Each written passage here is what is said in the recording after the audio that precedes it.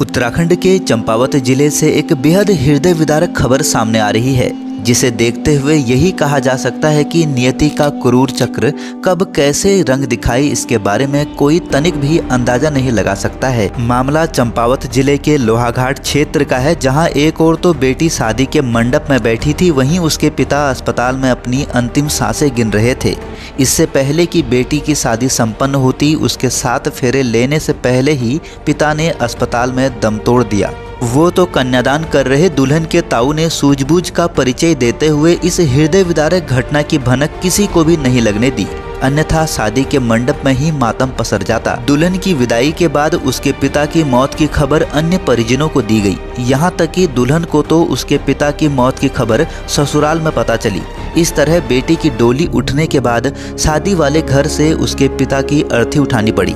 जिस घर में चंद पलों तक खुशियां सरोबार थी, वहीं उसके पिता की मौत की खबर फैलते ही मातम पसर गया।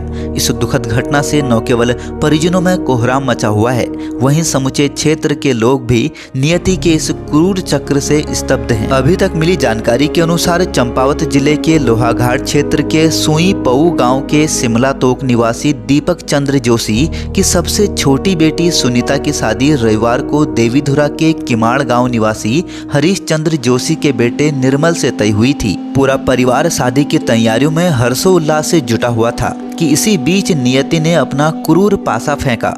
अब तक बेटी की शादी की तैयारियों में जोर शोर से जुटे उसके पिता दीपक की तबीयत बारात आने से पहले ही शनिवार रात को एकाएक खराब हो गई, जिस पर परिजनों द्वारा उन्हें उप जिला अस्पताल लोहाघाट में भर्ती कराया गया, जहां से उनकी नाजुक हालत को देखते हुए रविवार सुबह उन्हें जिला अस्पताल चंपावत रेफर कर दिया गया। बता दें कि इस बीच सुनीता की बारात भी गांव पहुंच गई। दूल्हे के आतिथ्य सत्कार के बाद शादी की रस्में शुरू होने लगी और कन्यादान सुनीता के ताऊ प्रकाश चंद्र जोशी ने किया। बताया गया है कि जब दुल्हन सुनीता निर्मल के साथ अग्नि को साक्षी मानकर 7 फेरे ले रही थी, उसी दौरान दीपक की तबीयत और भी अधिक बिगड़ गई और उन्होंने अस्पताल में उपचार के दौरान दम तोड़ दिया। परंतु दुल्हन के ताऊ प्रकाश ने इस बात की भनक भी न तो दुल्हन को लगने दी, न दुल्हन के मां सहित अन्य परिजनों को इस बात की जानकारी दी, ताकि विवाह में व्यवधान न पहुंचे। दुल्हन को जहां यह दुखद खबर ससुराल पहुंचने के बाद मिली, वहीं बारात विदा होने के बाद गांव में दीपक की मौत की सूचना दी गई,